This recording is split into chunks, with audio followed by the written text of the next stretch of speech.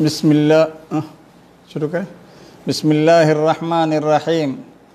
ان الحمد للہ نحمده ونستعینه ونستغفره ونؤمن به ونتوکل علیہ ونعوذ باللہ من شرور انفسنا ومن سیئات اعمالنا من يهده الله فلا مضل له ومن يضلله فلا هادي له ونشهد أن لا إله إلا الله وحده لا شريك له ونشهد أن محمدًا عبده ورسوله أرسله بالحق بشيرا ونذيرا ثم أما بعد اللهم صل وسلم وبارك وأنعم على عبدك ورسولك نبينا محمد صلى الله عليه وعلى آله وأصحابه أجمعين۔ عزیز ساتھیوں، دینی بھائیوں، اسلامی ماں اور بہنوں، آپ جہاں کہیں بھی ہیں، میں ابو سعید عنایت الرحمن عثمان غفر اللہ لی ولکم اجمعین جدہ دعوت سینٹر حی السلامہ سے مخاطب ہوں۔ رمضان کے احکام اور مسائل سے متعلق ہمارے آن لائن دروس کا سلسلہ ہنوز جاری ہے۔ آج کے درس میں ہم کچھ اہم مسائل سیکھیں گے۔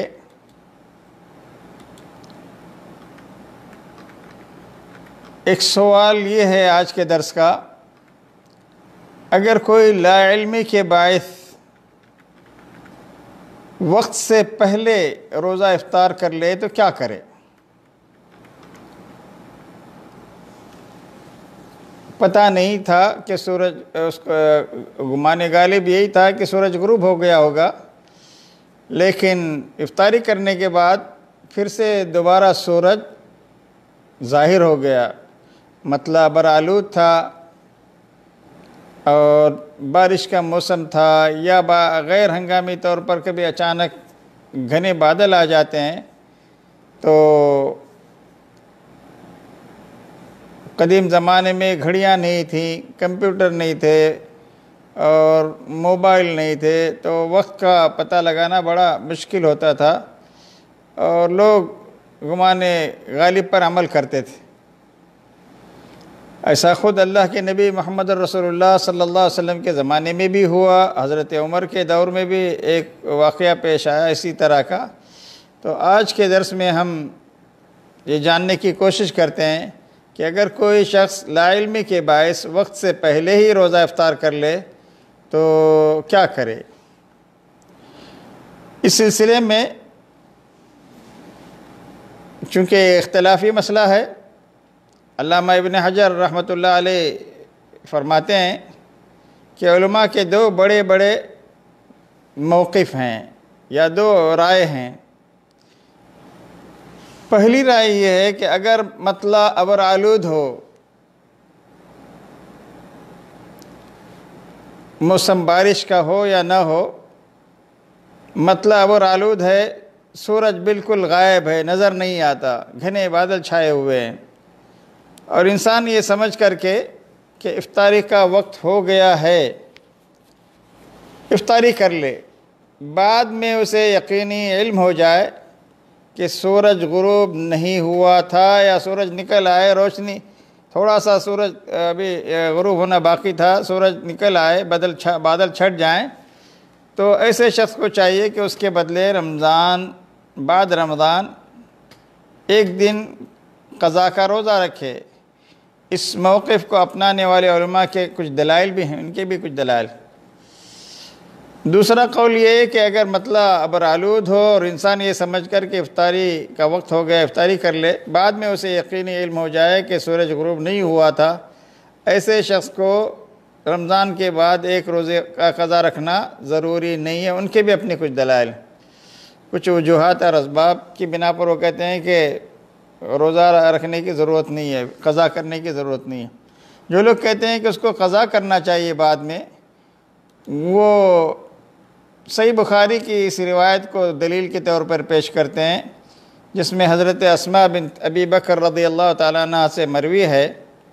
عن اسماء بنت ابی بکر رضی اللہ تعالیٰ عنہم اجمعین قالت افطرنا على عهد النبي صلى الله عليه وسلم يوم غيم ثم طلعت الشمس، اخرجه البخاری باب اذا افطر في رمضان ثم طلعت الشمس۔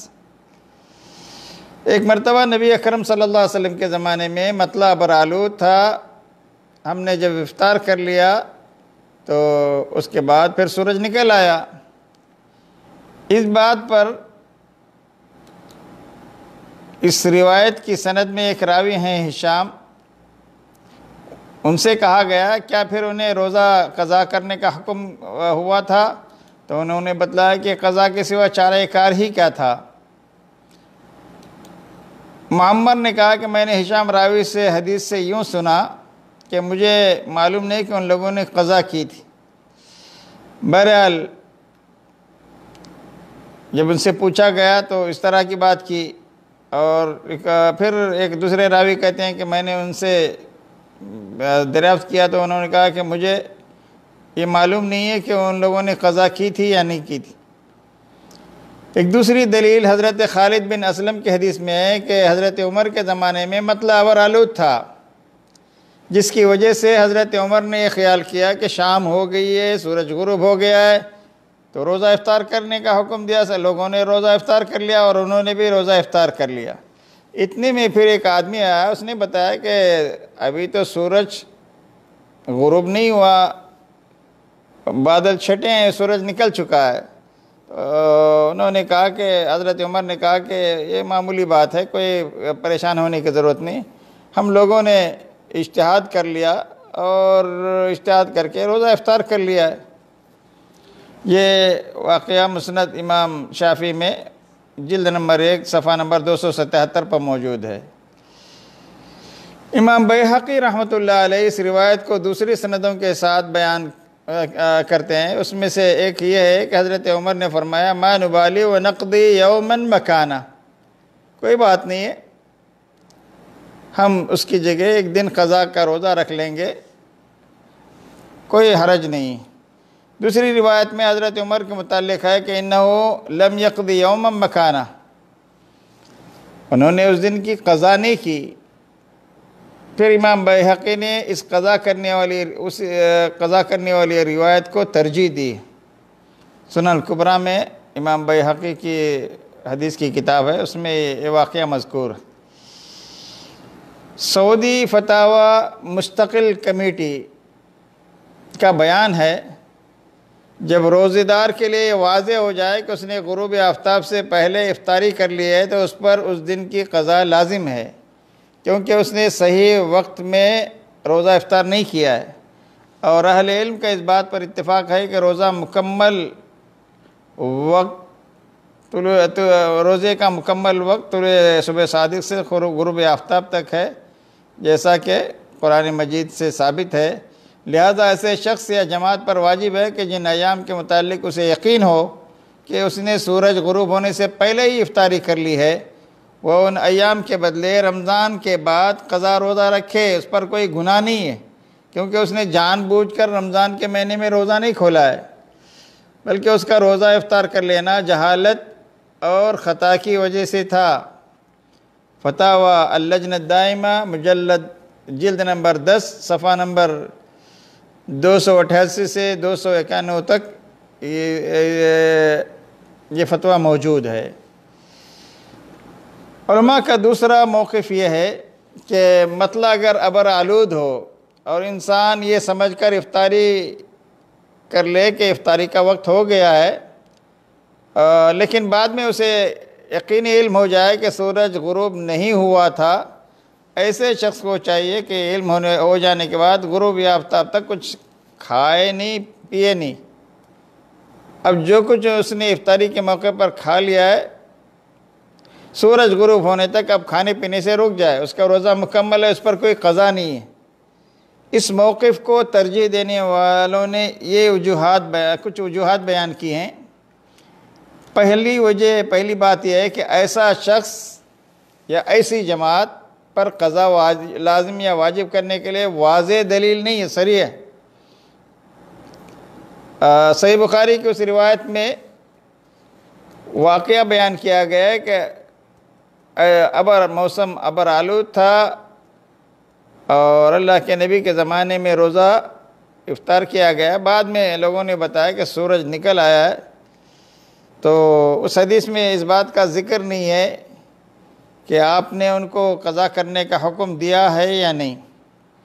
اور علامہ ابن تیمیہ رحمۃ اللہ علیہ کہتے ہیں، بعد میں ان کا قول میں تفصیل سے بیان کر رہا ہوں، کہ اگر آپ نے صحابہ کرام کو اس دن کا روزہ قضا کرنے کا حکم دیا ہوتا تو یہ بات پھیل جاتی، لوگوں کے اندر اس بات کا چرچا ہوتا اور یہ بات امت تک ہم تک نقل کی جاتی، چونکہ آپ نے اجتہاد کر کے روزہ افطار کیا تھا اور اس لیے اس حدیث میں چونکہ کوئی صراحت نہیں ہے، واضح دلیل نہیں ہے، اس لیے ہم قضا کا حکم لگانے کے لیے واضح دلیل چاہیے۔ صحیح بخاری کی روایت میں صرف اتنا ذکر ہے کہ عہد نبوت میں سورج غروب ہونے سے پہلے روزہ افطار کر لیا گیا، لیکن یہ مذکور نہیں ہے کہ رسول اللہ صلی اللہ علیہ وسلم نے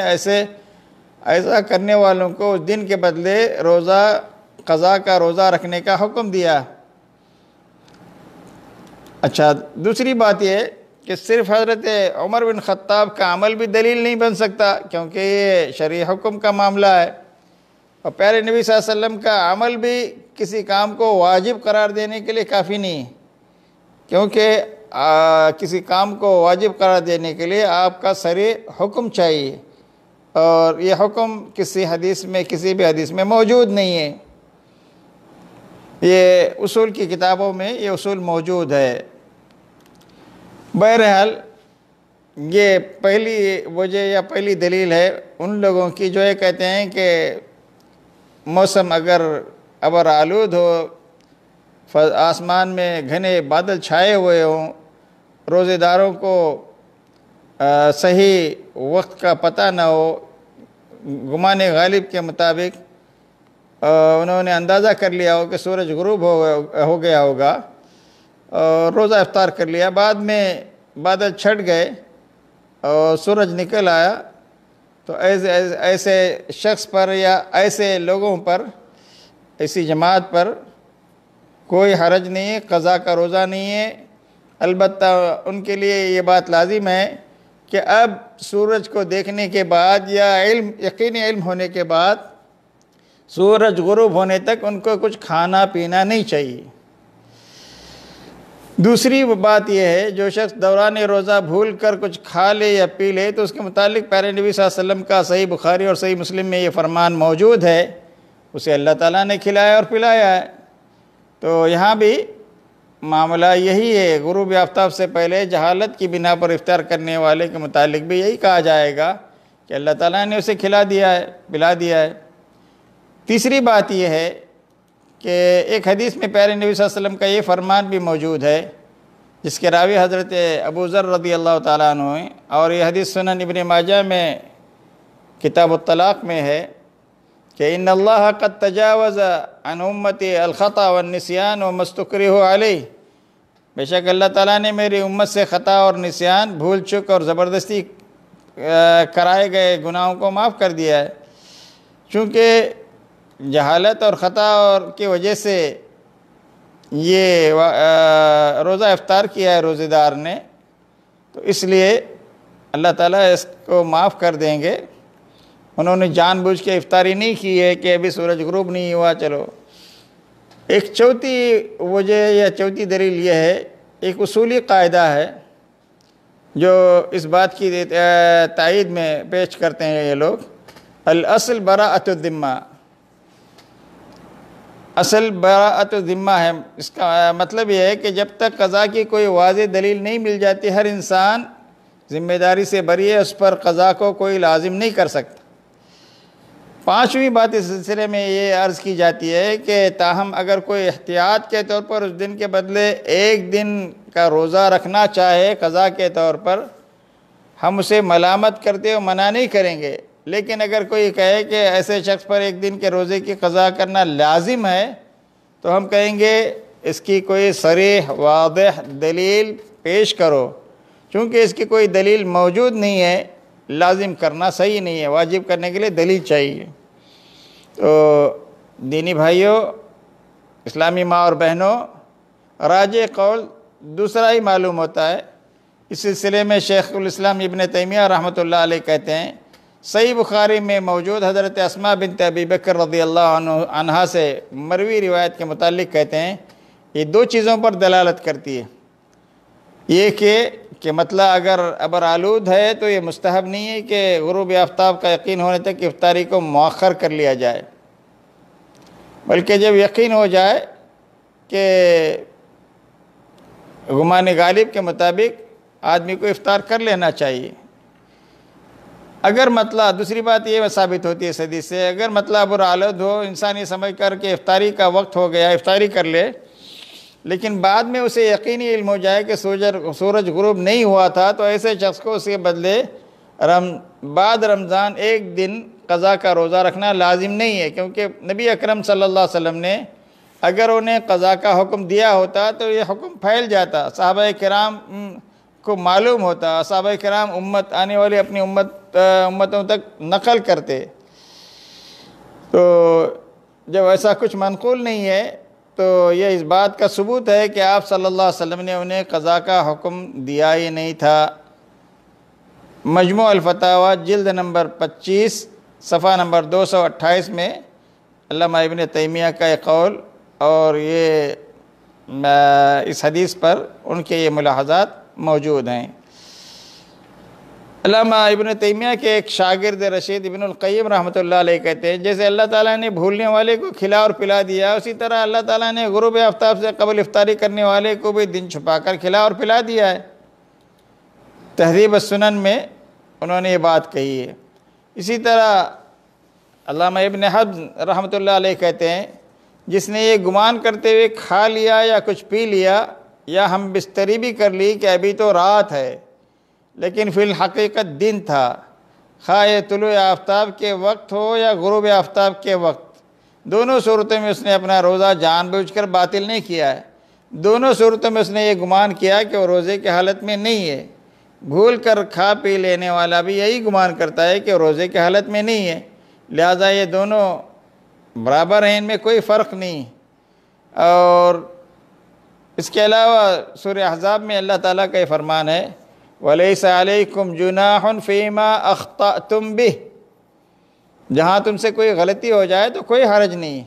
وَلَكِنْ مَا تَعَمَّدَتْ قُلُوبُكُمْ، جہاں کوئی کام تم جان بوجھ کے کرو تو وہ گناہ ہوگا، جس کا تم نے دل سے ارادہ کیا ہے۔ گناہ دل سے ارادہ اور عزم کرنے کے بعد اگر کوئی کام کیا جاتا ہے، اور جیسا کہ پہلے حدیث گزر چکی ہے حضرت سنن ابن ماجہ کی، اور یہ حدیث صحیح ہے جس کو شیخ البانی نے صحیح کہا ہے۔ حضرت ابو ذر غفاری رضی اللہ تعالیٰ عنہ کہتے ہیں، قال رسول اللہ صلی اللہ علیہ وسلم ان اللہ قد تجاوز عن امتی الخطأ والنسیان وما استکرہوا علیہ، بے شک اللہ تعالیٰ نے میری امت سے خطا اور نسیان اور زبردستی کرائے گناہوں کو معاف کر دیا ہے۔ یہی جمہور سلف کا قول ہے۔ المحلہ ابن حزم کی جلد نمبر 6 صفحہ نمبر 331 میں ابن حزم کا یہ قول موجود ہے رحمۃ اللہ علیہ۔ شیخ البانی کے ایک شاگرد شیخ البانی سے متعلق کہتے ہیں، جن کا نام حسین بن عودہ ہے، وہ بیان کرتے ہیں، میں نے اپنے شیخ البانی رحمۃ اللہ علیہ سے دریافت کیا کہ اگر کوئی یہ گمان کرتے ہوئے کھا اور پی لے کہ سورج غروب ہو گیا، پھر اس کے معاملہ اس کے برخلاف ظاہر ہو جائے، یا یہ گمان کرتے ہوئے کھا اور پی لے کہ ابھی فجر صادق نہیں طلوع ہوئی ہے، پھر اس کے معاملہ اس کے برخلاف ظاہر ہو جائے تو اس کا کیا حکم ہے؟ شیخ البانی نے فرمایا، اگر وہ شخص اپنی گمان میں معذور ہے، یعنی کسی شرعی عذر کی وجہ سے کھا لیا ہے پی لیا ہے، تو اسے روزہ کھولنے والا شمار کیا نہیں جائے گا۔ شیخ البانی رحمۃ اللہ علیہ کا یہ قول، یہ فتویٰ سنن ابن ماجہ کی جو انہوں نے تخریج کی ہے اس میں موجود ہے۔ تو معلوم ہوا کہ دوسرا قول راجح ہے اور اسی پر عمل کیا جانا چاہیے۔ اللہ ہم سب کو دین کی صحیح سمجھ عطا فرمائے۔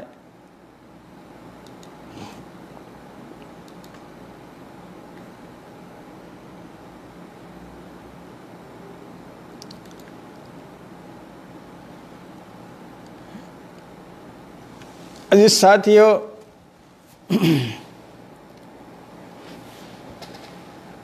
روزہ کس لیے؟ بظاہر یہ عنوان بڑا عجیب سا لگتا ہے۔ آن لائن ایک میگزین کا مطالعہ کر رہا تھا، اس کے اداریے میں رمضان کے روزے سے متعلق ایک بات بڑی دل کو لگتی ہوئی محسوس ہوئی، تو میں نے سوچا کہ آپ کے ساتھ شیئر کر لوں۔ رمضان کا مہینہ ہو، دن کا وقت ہو، آپ روزے سے ہوں اور ایک شخص آپ سے نہایت سنجیدگی سے اگر یہ کہے، لیجئے میرے دوست، میرے بھائی، یہ کھجوریں بڑی عمدہ ہیں اور بڑی میٹھی اور رسیلی ہیں اور نوش فرمائیے، تو بتائیے آپ اس کے بارے میں کیا سوچیں گے؟ یہی نہ کہ آپ اس کو دماغی مریض سمجھیں گے، ورنہ ہوش حواس میں کوئی شخص ایسی نازیبہ بات کہنے کی جرأت رمضان کے مہینے کے دنوں میں کیسے کر سکتا ہے؟ اگر آپ کو ذرا بھی محسوس ہو جائے کہ یہ شخص ہوش و حواس رکھتے ہوئے یہ حرکت کر رہا ہے، تو سوچئے آپ کے غیظ و غضب کی کیفیت کیا ہوگی۔ بھلے روزے میں بھی کوئی شخص کچھ کھا سکتا ہے، ذرا سی غذائی حلق سے نیچے اتارے گا تو روزہ ٹوٹ جائے گا۔ بے شک کھانے پینے سے روزہ ٹوٹ جاتا ہے۔ مسلمان معاشرے میں ایسا ہو بھی نہیں سکتا کہ کوئی شخص رمضان کے دنوں میں کسی کو کچھ کھانے کی دعوت دے، اور نہ کوئی شخص روزہ رکھ کر کچھ کھانے کی حماقت ہی کر سکتا ہے۔ کون مسلمان نہیں جانتا کہ کھانے پینے اور دوسری لذتوں سے باز رہنے کا نام ہی روزہ ہے۔ روزہ رکھنے کے بعد بھلا دن میں کچھ کھانے یا چکھنے کا کیا سوال؟ مگر انتہائی حیرت کی بات یہ ہے، بعض اوقات ہم اور آپ نہایت اطمینان سے مزے لے کر انسانی بوٹیاں روزے کی حالت میں رمضان کے مہینے میں دن میں چباتے رہتے ہیں، اور آپ کو مجھے اور آپ کو احساس بھی نہیں ہوتا کہ ہم یہ کیا کر رہے ہیں۔ ہم سب کا روزہ دم توڑ رہا ہوتا ہے۔ ایک کھجور کھانے کے لیے آپ تیار نہیں ہیں، آپ کا روزہ ٹوٹ جائے گا، لیکن انسان کا گوشت ہم سب مزے سے کھاتے رہتے ہیں۔ آپ کا روزہ اتنا سخت جان ہوتا ہے کہ ذرہ برابر مجروح ہوتا ہوا دکھائی نہیں دیتا۔ رمضان کا مہینہ ہے، دن کا وقت ہے، آپ اور ہم روزے سے ہیں، اپنے دوستوں کی ایک مجلس میں پہنچتے ہیں، مجلس میں ادھر ادھر کی گفتگو ہو رہی ہے، اور پھر یکایک یہ سب آدم خور بن جاتے ہیں، چٹخارے لے کر مردہ انسانوں کا گوشت کھانے لگتے ہیں۔ آپ بھی بڑی بے باکی سے دسترخوان پر ہاتھ مارنے اور انسانی لاش کو نوچنے لگتے ہیں۔ آپ کا احساس آپ کو ذرہ برابر بے چین نہیں کرتا کہ آپ روزے سے ہیں، انسان کا گوشت تو ویسے بھی حرام ہے، اور آپ روزے میں بھی مردار کھانے سے باز نہیں رہتے۔ آپ حیران ہو رہے ہوں گے، بھلا میں کب آدم خوروں کی مجلس میں گیا، کب میں نے کسی مردہ انسان کا گوشت کھایا؟ یہ سب آپ کیا کہہ رہے ہیں؟ جی ہاں، ہم صحیح کہہ رہے ہیں۔ اکثر ایسا ہوتا ہے کہ آپ آدم خوروں کی مجلس میں موجود ہوتے ہیں، جب وہ انسانی گوشت نوچ کر کھا رہے ہوتے ہیں، آپ کے منہ میں بھی پانی بھر آتا ہے، بے اختیار آپ بھی مردہ انسانوں کے گوشت پر منہ مارنے لگتے ہیں۔ آپ کو ذرا بھی پریشانی نہیں ہوتی کہ آپ ایک انتہائی گھناونا کام کر رہے ہیں۔ وہ مجلسیں جن میں آپ شریک ہوتے ہیں، کیا وہاں دوسروں کے عیوب اور کمزوریوں پر گفتگو نہیں ہوتی؟ کیا وہاں دوسروں پر الزام تراشیاں نہیں کی جاتی؟ کیا وہاں دوسروں کے خلاف بدگمانیاں نہیں پھیلائی جاتی؟ کیا وہاں دوسروں کے خلاف غیبت نہیں کی جاتی. آپ ان مجلسوں میں اطمینان سے دوسروں کی غیبت سنتے ہی نہیں بلکہ مزہ لیتے ہیں اور اکثر خود بھی شریک ہو جاتے ہیں. اسی لیے غیبت کو فاقیہۃ المجلس کہا جاتا ہے. تو میرے بھائیوں، جیسا کہ آپ نے اس سے پہلے کے دروس میں سنا، جو شخص کسی کی غیبت کرتا ہے تو حضرت انس بن مالک رضی اللہ تعالیٰ عنہ کہا کرتے تھے، اس نے تو روزہ رکھا ہی نہیں، صرف وہ بھوکا اور پیاسا ہے، اپنی جنسی ملاقات سے اپنے آپ کو دور رکھا ہوا ہے. حقیقت میں روزہ یہ ہے کہ ہم ان حرام کردہ چیزوں سے جو عام دنوں میں ویسے تو حرام ہیں، رمضان کے روزے کی حالت میں، رمضان کے مہینے میں تاکید در تاکید، موقت در موقت وہ ان کی حرمت میں بڑی شدت آ جاتی ہے. اس لیے میرے دینی بھائیوں، اسلامی ماں اور بہنوں، رمضان کے مہینے میں جہاں چند بہنیں کسی دعوت میں، کسی ضیافت میں، کسی شادی میں، کسی اور موقع پر جمع ہو جاتے ہیں تو کسی نہ کسی بھائی کو، کسی نہ کسی بہن کو موضوع گفتگو بناتے ہیں اور جی بھر کے اس کے خلاف باتیں کرتے رہتے ہیں.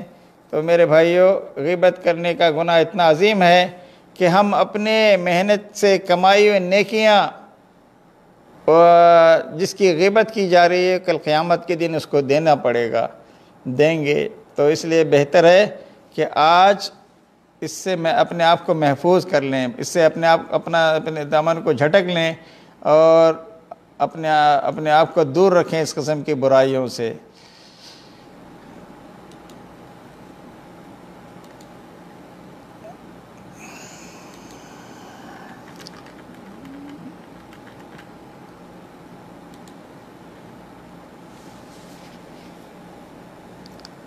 رمضان کے روزے سے متعلق بہت ساری چیزیں ہم نے گزشتہ ہفتے بھی اور آج کے درس میں بھی سیکھے. روزے کی نیت کب کی جائے، کیسے کی جائے، کیوں کی جائے، اور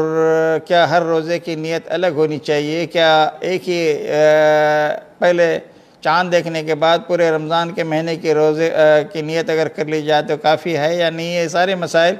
روزے کے فضائل اور روزوں کی حکمت، اگر کوئی عمدن بلا عذر روزہ چھوڑ دے تو اس کا کیا حکم ہے، صرف رمضان میں نماز پڑھنے والوں کے روزے کا کیا حکم ہے، اور اگر اسی طرح سے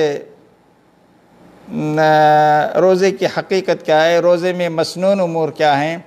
روزہ جن چیزوں سے نہیں ٹوٹتا یا مکروہ نہیں ہوتا، روزوں کی فرضیت اور وجوب کی جو شرائط ہیں، اور اسی طرح سے روزہ توڑنے والی چیزیں، مفسدات الصیام کیا ہیں، یہ ساری چیزیں ہم نے آپ کے سامنے ایک ایک ٹاپک سے متعلق تفصیلی گفتگو کی ہے. اب روزہ رمضان کے مہینے میں روزہ افطار کرنے کے جو شرعی آزار اور اسباب ہیں وہ بھی بہت ممکن ہے کل ہم اس ٹاپک کو کور کر لیں گے. آج ابھی چونکہ اس ہفتہ عشر اواخر شروع ہونے والا ہے تو اس سے متعلق بھی کچھ گفتگو کر لے تو بہتر ہے.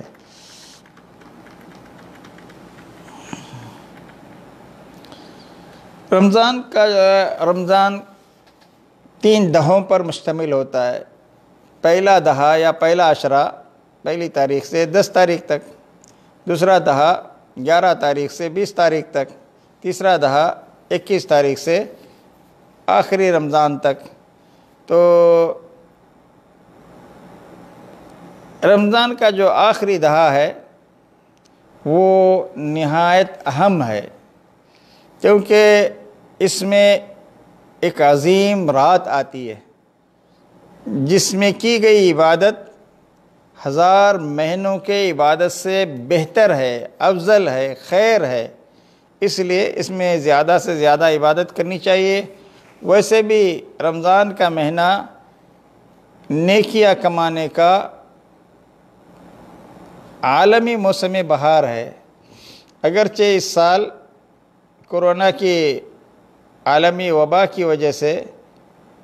مسجدوں میں قیام اللیل، نماز تراویح کی وہ بہاریں ہمیں نظر نہیں آتی، لیکن اللہ کا ایک کرم یہ بھی ہے کہ اس سال ہر گھر مسجد بن چکا ہے۔ تو بہرکیف ساتھیو، اس آخری عشرے کا انتظار ہے، اور دیکھتے ہی دیکھتے چند دنوں کے اندر وہ بھی اللہ تعالیٰ نے اگر چاہا تو اس کے فضل اور کرم سے ہمیں نصیب ہو جائے، تو اس میں زیادہ سے زیادہ عبادت کرنی چاہیے، زیادہ سے زیادہ اللہ کا تقرب حاصل کرنے کی کوشش کرنی چاہیے، زیادہ سے زیادہ دعا کرنی چاہیے، اپنے گناہوں پر اللہ تعالیٰ سے بار بار معافی مانگتے ہوئے صدق دل سے توبہ کرنی چاہیے۔ حضرت عائشہ رضی اللہ تعالیٰ عنہ فرماتی ہیں کہ اذا دخل العشر، جب آخری عشرہ شروع ہوتا تو اللہ کے نبی رات بھر جاگتے، اپنے گھر والوں کو بھی جگاتے، اور کمر بستہ ہو کر خوب عبادت کرتے۔ صحیح بخاری کی حدیث نمبر 2024 اور صحیح مسلم میں یہ روایت 1174 پہ موجود ہے۔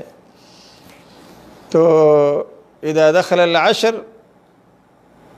شد مئزرہ وأحيا ليلة وأيقظ أهله۔ اسی طرح حضرت عائشہ رضی اللہ تعالیٰ عنہ یہ بھی بیان کرتی ہیں کہ پیارے نبی صلی اللہ علیہ وسلم عبادت میں جتنی محنت آخری عشرے میں کرتے تھے اتنی کبھی نہیں کرتے تھے۔ صحیح مسلم میں یہ روایت موجود ہے۔ تو معلوم ہوا کہ آخری عشرہ، جیسے آپ نے دیکھا ہوگا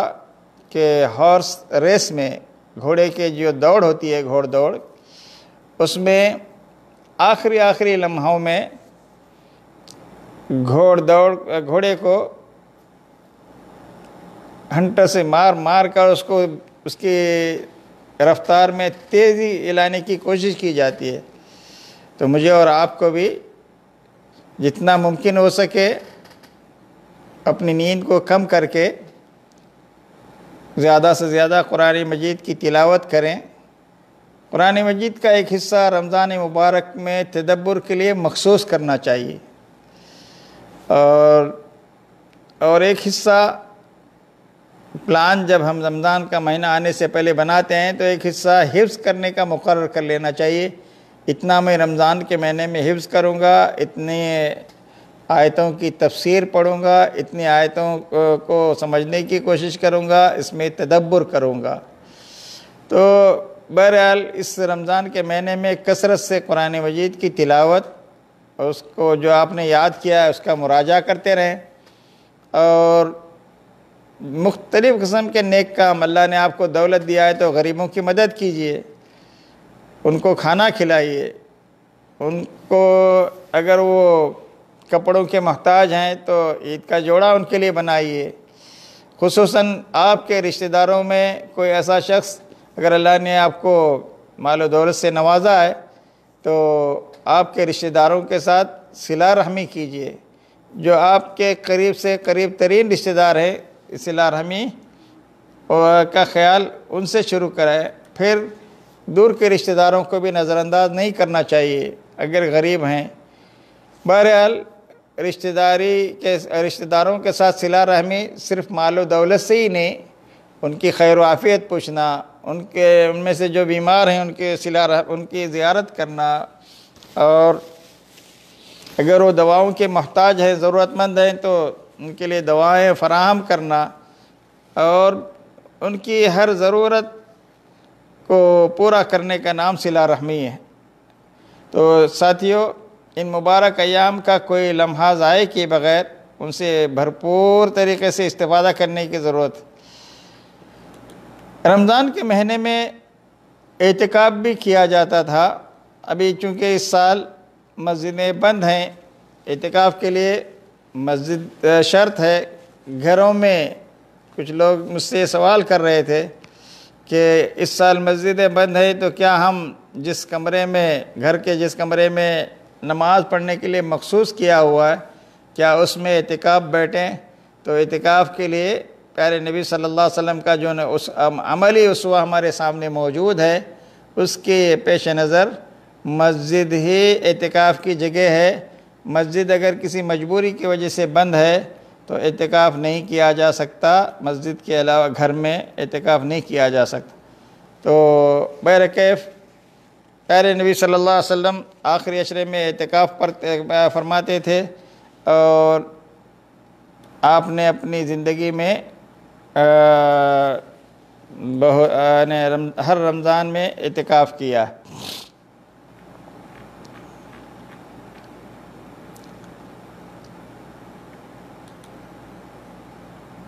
رمضان سے متعلق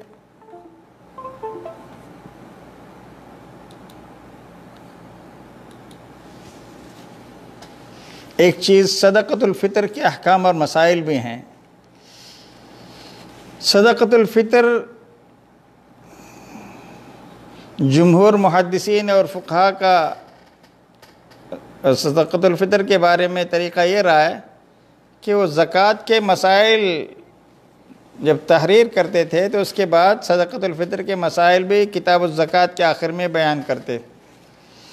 اور کچھ محدثین نے رمضان کے روزوں کے مسائل اور احکام کے بعد ان کو صدقۃ الفطر کے مسائل بیان کرتے ہیں۔ اس کو صدقۃ الفطر کیوں کہا جاتا ہے، اس کی وجہ تسمیہ کیا ہے؟ فطر کا معنی ہے روزہ کھولنا یا روزہ ترک کرنا، چونکہ یہ صدقہ رمضان مبارک کے روزے پورے کرنے کے بعد ادا کیا جاتا ہے۔ روزوں میں جو کچھ کمی رہ جاتی ہے اس کی تلافی کے لیے یہ صدقۃ الفطر فرض کیا گیا ہے۔ اور اس کا شرعی حکم کیا ہے؟ صحیح بخاری میں امام بخاری رحمۃ اللہ علیہ نے ایک باب قائم کیا ہے، باب فرض صدقۃ الفطر، اور اسی طریقے سے اس کے بعد ابو العالیہ، عطا، ابن سیرین وغیرہ کے اقوال نقل کرنے کے بعد کہتے ہیں کہ یہ لوگ صدقۃ الفطر کو فرض قرار دیتے تھے، انہیں فرضیت کے قائل تھے، اور انہوں نے صراحت کے ساتھ اس کا ذکر کیا ہے، تو اس لیے ان کے اقوال بھی نقل کیے، اور امام ابن المنذر نے اس کی فرضیت پر اجماع بھی نقل کیا ہے۔ اور احناف اس کو فرض نہیں کہتے، ان کے پاس فرض میں اور واجب میں تھوڑا سا فرق ہے، وہ اس کو واجب کہتے ہیں، اور مالکیہ اور بعض اہل ظاہر نے اس کو سنت مؤکدہ کہا ہے۔ بہرحال امام بخاری رحمۃ اللہ علیہ نے حدیث کے الفاظ کو سامنے رکھتے ہوئے کہا کہ یہ فرض ہے، اور فرضیت کو ثابت کرنے کے لیے امام بخاری نے حضرت عبداللہ ابن عمر کی ایک روایت جو صحیح بخاری میں موجود ہے اس روایت کو ذکر کیا ہے۔ عن ابن عمر رضی اللہ تعالی عنہ قال فرض رسول اللہ صلی اللہ علیہ وسلم زکاة الفطر من تمر صاع من تمر او صاع من شعير على العبد والحر والذكر والأنثى والصغير والكبير من المسلمين وأمر بها أن تؤدى قبل خروج الناس إلى الصلاة۔ حضرت عبداللہ ابن عمر رضی اللہ تعالیٰ عنہما کہتے ہیں کہ پیارے نبی صلی اللہ علیہ وسلم نے زکوٰۃ الفطر کھجور یا شعیر یا جو کھانے پینے کی چیزیں تھیں، چاہے غلام ہو، آزاد ہو، مرد ہو، عورت ہو، چھوٹا ہو، بڑا ہو، تمام مسلمانوں پر فرض کیا ہے۔ عید کی نماز کو نکلنے سے پہلے اس کو ادا کرنے کا حکم دیا ہے۔ تو معلوم یہ ہوا کہ اس حدیث میں حضرت صلی اللہ علیہ وسلم سے صدقۃ الفطر کی فرضیت کی تصریح فرمائی ہے۔ اچھا، یہ صدقۃ الفطر اس حدیث سے یہ بھی معلوم ہوا کہ کب دینا چاہیے، اس کا وقت کیا ہے؟ عید کی نماز کو جانے سے پہلے ادا کرنا چاہیے، اور علماء کا کہنا ہے کہ عید کے ایک دن پہلے یا 2 دن پہلے بھی یہ ادا کیا جا سکتا ہے۔ اس میں کیا چیزیں دینا چاہیے؟ عام طور پر جو غلجات، جو کھانے پینے کی چیزیں، جو خوراک کی چیزیں ہم استعمال کرتے ہیں، چاہے وہ گیہوں ہو یا چاول ہو، کھجور ہو، منقع ہو، پنیر ہو، اللہ کے نبی کے زمانے میں عموماً یہی غذائی چیزیں ہوتی تھی اور کھانے پینے کی اجناس ہوتی تھیں، ان کو آپ نے صدقۃ الفطر میں نکالنے کا حکم دیا، ادا کرنے کا حکم دیا۔ حضرت ابو سعید خدری فرماتے ہیں کہ ہم رسول اللہ صلی اللہ علیہ وسلم کے زمانے میں عید الفطر کے دن فی کس کھانے کا ایک سا دیا کرتے تھے، اور اس وقت ہمارا کھانا جو، کھجور، منقع اور پنیر پر مشتمل ہوا کرتا تھا، صحیح بخاری میں روایت۔ تو ہم میں سے ہر آدمی اپنے اپنے ملک میں، اور جو جہاں جس ملک میں ہے وہاں کی جو عام غذا ہے، چاہے وہ چاول ہو، گیہوں ہو، چنا ہو، جو ہو، مکئی ہو، باجرہ ہو، جوار ہو، کھانے پینے کی جو اجناس ہیں وہ انہیں خوراک کے طور پر استعمال کرتے ہیں، ان کو عموماً صدقۃ الفطر میں ادا کر سکتے ہیں۔ اور کھانے پینے کی ان اجناس میں صدقۃ الفطر میں کتنا دینا چاہیے؟ شرعاً اس کی مقدار ایک سا مقرر کی گئی ہے، اس سے کم دینا صحیح طور پر صدقۃ الفطر ادا نہیں ہوگا اس سے۔ بعض صحابہ نے گیہوں کو مہنگا سمجھ کر نصف سا دینے کا فتویٰ دیا تھا، لیکن دوسرے صحابہ نے اس فتوے پر عمل نہیں کیا، کہا کہ ہم اللہ کے نبی کے زمانے میں برابر ایک سا دیا کرتے تھے، ہم برابر، صحیح مسلم میں، اتنا ہی دیا کریں گے۔ یہی حضرت ابو سعید کہتے ہیں کہ کننا نخرج اذا کان فینا رسول اللہ زکاۃ الفطر عن کل صغیر و کبیر حر او مملوک صاع من طعام او صاع من عقد او صاع من شعیر او صاع من تمر او صاع من زبیب فلم نزل نخرجه حتى قدم علینا معاویہ بن ابی سفیان۔ حضرت معاویہ رضی اللہ تعالیٰ عنہ حج یا عمرے کے لیے آئے تو انہوں نے ممبر پر ایک خطبہ دیا۔ انہوں نے کہا کہ شام کے علاقے میں جو سا موجود ہے اور وہاں کے حساب سے انہوں نے کہا کہ میری رائے میں شامی گیہوں کے 2 سا نصف سا ان کی قیمت میں کھجور کے 1 سا کے برابر ہیں، چنانچہ لوگوں نے اس پر عمل کرنا شروع کر دیا۔ مگر میں تو جب تک زندہ ہوں اللہ کے نبی کے زمانے کے دستور کے مطابق جن سے ہی دوں گا ایک ہی سا دوں گا۔ تو معلوم ہوا کہ انہوں نے مہنگائی کو دیکھتے ہوئے کہ اس زمانے میں گیہوں مہنگی تھی تو نصف سا کر دیا تھا۔ تو اللہ کے نبی نے زکوٰۃ الفطر میں ایک ایک سا دینے کا حکم دیا ہے، تو ہمیں اور آپ کو بھی صحیح بخاری میں روایت موجود ہے، امر النبی صلی اللہ علیہ وسلم بزکوٰۃ الفطر صاع من تمر او صاع من شعیر قال عبداللہ فجعل الناس عید له مدین من حنطہ۔ اور ان تمام احادیث سے معلوم ہوا کہ نصف سا دینے والی جو احادیث، کچھ احادیث نصف سا کی بھی ہیں تو وہ حدیثیں صحیح نہیں ہیں، ضعیف ہیں۔ اچھا، ایک سوال یہ ہے کہ صدقۃ الفطر میں کھانے پینے کی چیزوں کے علاوہ کیا ان کی قیمت دینا جائز ہے؟ جمہور علماء کے پاس نزدیک اس کی قیمت دینا جائز نہیں ہے، کیونکہ اللہ کے نبی صلی اللہ علیہ وسلم اگر اس زمانے میں دینار اور درہم موجود تھے، قیمت دینا جائز ہوتا تو آپ بتا دیتے، چونکہ کھانے پینے کی چیزیں اس زمانے میں نکالی جاتی رہی ہیں۔ لیکن کچھ علماء کا خیال ہے، جس میں احناف کے علماء کا امام ابو حنیفہ کی طرف وہ قول منسوب کیا جاتا ہے۔ بہرحال کھانے پینے کی اشیاء کے بدلے اگر کوئی قیمت ادا کرنا چاہے تو ادا کر سکتا ہے اس طرح سے، لیکن شرعی مسئلہ یہی ہے صحیح کہ قیمت کے بجائے خوراک دینی چاہیے۔ کن لوگوں کی طرف سے صدقہ فطر ادا کیا جائے گا؟ کنبے کا جو سرپرست، وہ اپنے کفالت میں جتنے لوگ ہیں، چھوٹے بڑے، مرد عورت، آزاد غلام، ہر فرد کی طرف سے ادا کرے۔ ہاں، اگر کوئی نوکر ہے آپ کے پاس، کوئی ڈرائیور ہے، کوئی نوکر ہے، تو وہ اس کا حکم غلام کا حکم نہیں ہوگا،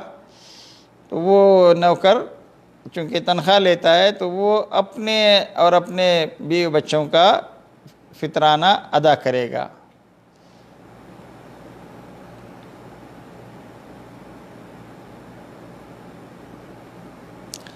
اگر کوئی یتیم ہے، باپ کا انتقال ہوا، وراثت میں اس کو مال ملا ہوا ہے، اور کوئی دیوانہ ہے، اس کو بھی مال ملا ہوا ہے باپ کی طرف سے، اس کے سرپرستوں کے پاس یہ مال موجود ہے، تو یتیم اور مجنون صاحب مال اگر ہیں تو ان کے مال کی زکوٰۃ اور صدقہ فطر ان کے مال سے بھی ادا کیا جائے گا۔ امام بخاری رحمۃ اللہ علیہ نے حضرت عمر، حضرت علی، حضرت ابن عمر، جابر، حضرت عائشہ اور کچھ تابعین کے اقوال نقل کر کے کہتے ہیں ان یزکا مال الیتیم، وقال الزہری یزکا من مال المجنون، تو یتیم کے مال سے بھی زکوٰۃ، چاہے وہ واجبی زکوٰۃ ہو یا صدقہ فطر ہو، اور اسی طرح سے دیوانے کے مال سے بھی زکوٰۃ الفطر نکالی جا سکتی ہے۔ اور اس کا وقت، صحیح وقت یہی ہے کہ عیدگاہ کو جانے سے پہلے اس کو ادا کرنا چاہیے۔ اگر عید کے بعد اگر وہ ادا کرتے ہیں تو وہ زکوٰۃ الفطر نہیں، صدقے کے عام صدقے کے حکم میں ہو جائے گا۔ حضرت عبداللہ ابن عباس رضی اللہ تعالیٰ عنہ سے روایت ہے، فرض رسول اللہ زکوٰۃ الفطر طہرۃ للصائم من اللغو والرفث وطعمۃ للمساکین فمن اداها قبل الصلاة فهي زکوٰۃ مقبولہ ومن اداها بعد الصلاة فهي صدقۃ من الصدقات، رواہ ابو داود وابن ماجہ۔ پیارے نبی صلی اللہ علیہ وسلم کے پیارے صحابی نے حضرت عبداللہ ابن عباس نے روایت کرتے ہوئے کہا کہ اللہ کے نبی نے روزے دار کے روزے کو بیہودہ گوئی، فحش کلامی سے پاک کرنے، غربا اور مساکین کے لیے خوراک مہیا کرنے کے لیے صدقۃ الفطر فرض کیا ہے۔ جو شخص نماز سے پہلے یہ صدقہ ادا کرے اس کا صدقہ قبول ہے، اور جو نماز کے بعد ادا کرے تو وہ صدقۃ الفطر تو نہ ہو بلکہ یہ نفلی صدقات کی طرح ایک صدقہ ہے۔ سے معلوم ہوا کہ اس کا وقت نماز، عید کی نماز کو جانے سے پہلے اس کو ادا کرنا چاہیے، اور اگر وہ ادا نہیں کرتا تو وہ عام صدقہ ہو جائے گا۔ ہاں البتہ ایک مسئلہ یہاں چلتے چلتے یہ بھی سمجھنے کی ضرورت ہے، آپ نے جس کو صدقۃ الفطر دینا ہے کسی کو وکیل بنایا اور وہ آپ سے کافی دور ہے، اور آپ نے کہا کہ میرے اتنے افراد ہیں اور میں پیسہ آپ کے بینک میں ٹرانسفر کرتا ہوں، آپ میرے طرف سے وہ ادا کر دیں، تو وکیل آدمی امانت دار ہونا چاہیے، قابل اعتماد ہونا چاہیے، بھروسے والا ہونا چاہیے، اور اگر وہ پیسے وقت پر ٹرانسفر ہو گئے، اس نے وکیل نے پیسے بینک سے نکال کے یا بینک سے پیسہ آنے سے پہلے اپنے پیسے سے اشیاء خوراک والی اشیاء خوردنی خرید کے غریبوں میں تقسیم کر دیا، تو یہ جائز ہے، ایسا کرنا جائز۔ یہ چند مسائل تھے رمضان کے روزے اور رمضان سے متعلق۔ اللہ تعالی ہمیں دین کا صحیح علم عطا فرمائے۔ اور کچھ مسائل روزے سے متعلق عورتوں کے کچھ مخصوص مسائل ہیں، اور ماہ رمضان میں افطار کرنے کے جو شرعی اعذار اور اسباب ہیں وہ بھی ہم اگلے دروس میں آپ کے سامنے بیان کرنے کی کوشش کرتے ہیں۔ اللہ تعالیٰ سے ہماری دعا ہے کہ اللہ تعالیٰ ماہ رمضان کے اس موسم میں جو میرے بھائی اور بہنیں، مسلمان بھائی اور بہنیں پریشان حال ہیں، اللہ ان کی پریشانیوں کو دور فرمائے۔ جو بیمار ہیں اللہ تعالیٰ ان کی بیماریوں کو شفائے کاملہ اور عاجلہ میں بدل دے، اور جو بے روزگار ہیں اللہ تعالیٰ ان کے لیے برکت والا رزق عطا فرمائے، برکت والی روزی عطا فرمائے،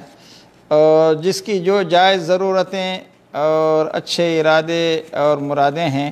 اللہ انہیں پوری فرمائے۔ وصلی اللہ علی نبینا محمد وجزاکم اللہ خیرا۔